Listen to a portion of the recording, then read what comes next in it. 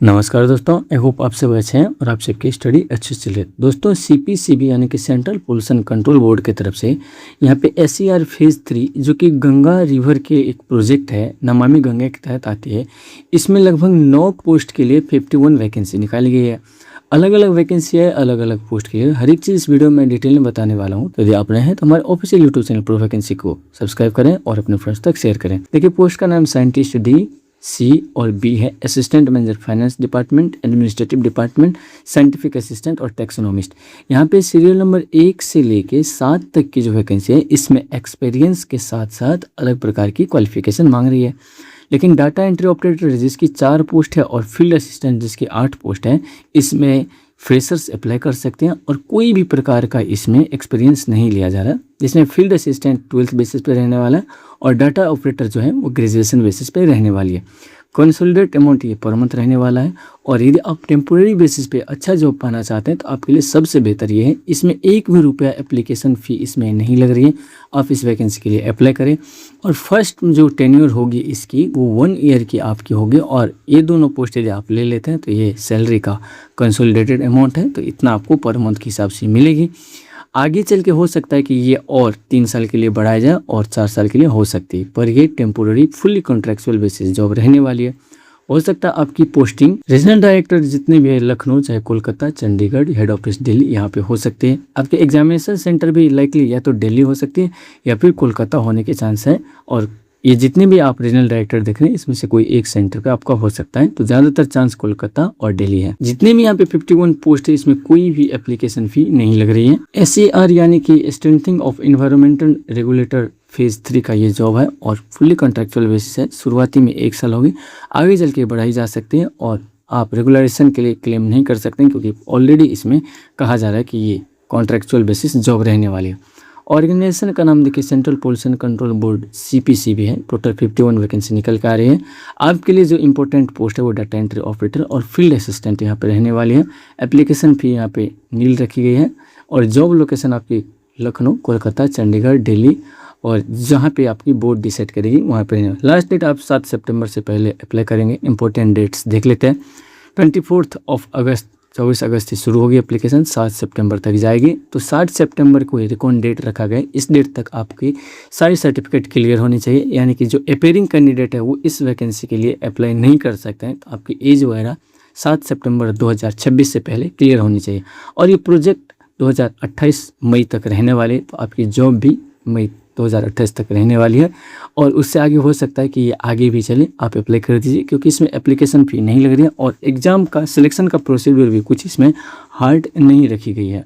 यहाँ पे देखिए इसका सैलरी दी गई है वैकेंसी के हिसाब से और यहाँ पे किस में कितने पोस्ट हैं। तो फील्ड असिस्टेंट में 8 और डाटा एंट्री ऑपरेटर का यहाँ पे 4 दिए गए, टैक्सोनोमिस्ट का 1 दिया गया है, साइंटिफिक असिस्टेंट का 13, एडमिनिस्ट्रेटिव असिस्टेंट का 1, असिस्टेंट मैनेजर का 3, साइंटिस्ट का यहाँ पे तीनों मिला के देखी जाए तो डी का 1, सी का 8 और बी का 12 दिए गए। अलग अलग वैकेंसी के अलग अलग यहाँ पे सैलरी रहने वाली। एक और चीज़ है, हालांकि ये अलग प्रकार की जॉब है तो इस पर कोई भी प्रकार की एज रिलैक्सेशन या फिर रिजर्वेशन नहीं है, चाहे वो यूआर ओबीसी कोई कैटेगरी नहीं, हर एक कैटेगरी के ओपन है। एलिजिबिलिटी क्राइटेरिया में एजुकेशन क्वालिफिकेशन देख लेते हैं। देखिए साइंटिस्ट है तो इसमें एक्सपीरियंस वगैरह लिया जा रहा है और मास्टर क्लास वगैरह यहाँ पे मांगी जा रही है, बैचलर हो या फिर जो भी वही साइंस के बैकग्राउंड या फिर इंजीनियरिंग वगैरह यहाँ पे दी गई है।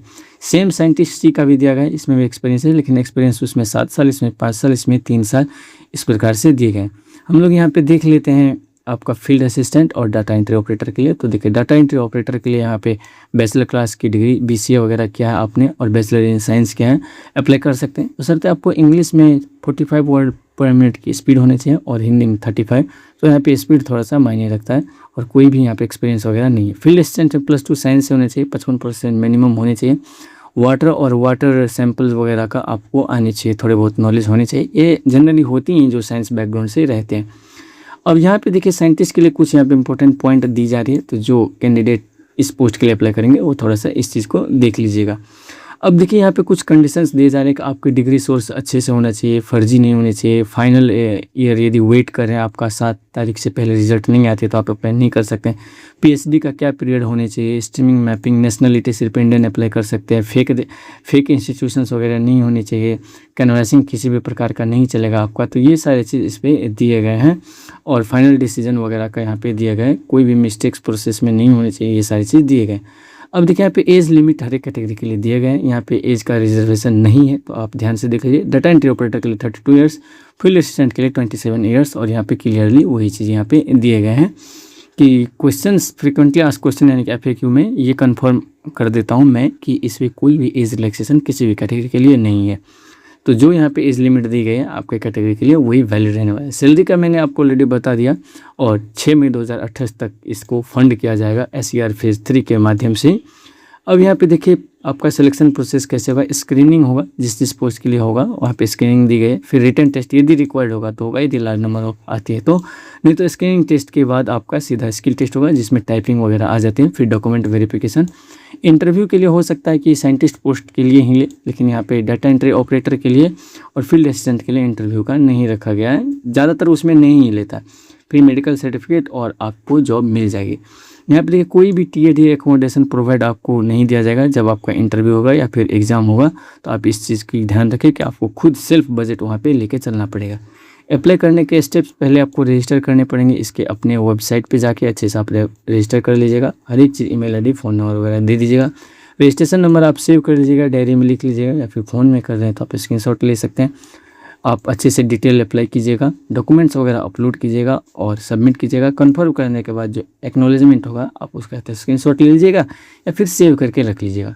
जैसा कि मैंने बताया कि इस पर कोई भी प्रकार का एप्लीकेशन फी नहीं लगी रही है, हर एक कैंडिडेट इसके लिए अप्लाई कर सकते हैं। लास्ट डेट होने से पहले आप इस वैकेंसी को अप्लाई कर लीजिए। फिर भी आपके मन में कोई भी डाउट रह जाती है तो आप कमेंट बॉक्स के माध्यम से हमसे पूछ सकते हैं। मिलते हैं एक और रिक्वायरमेंट वीडियो में, तब तक के लिए जय हिंद, अपना ख्याल रखें और अपने चाहने वालों का भी।